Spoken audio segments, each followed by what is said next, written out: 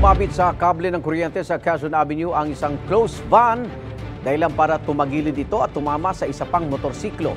Live mula sa Quezon City, may unang balita si Bam Alegre. Ma'am?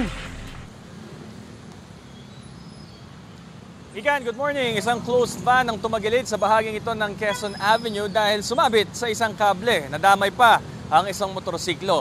Dahil sa aksidenteng ito na nangyari, pasado alas 4 ng umaga, ay na-injure itong rider. Nagkaroon siya ng mga sugat sa paa.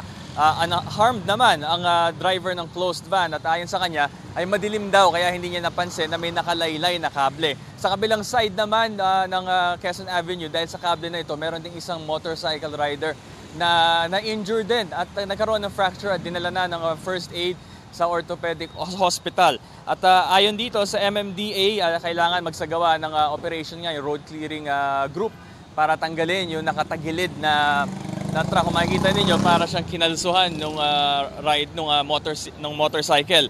At matapos ito, may tumagas din ng mga krudo sa kalsada kaya nilagyan ng kusot para hindi na magkaroon ng further na incident.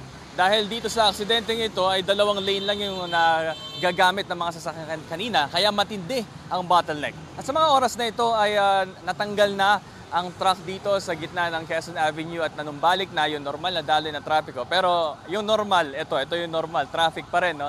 Dahil rush hour na at all lanes ay nagagamit na, pero matindi talaga ngayon ang daloy ng trapiko, lalo rito sa bahaging ito ng Quezon Avenue. Ito ang unang balita mula rito sa Quezon City, Bam Alegre para sa GMA Integrated News.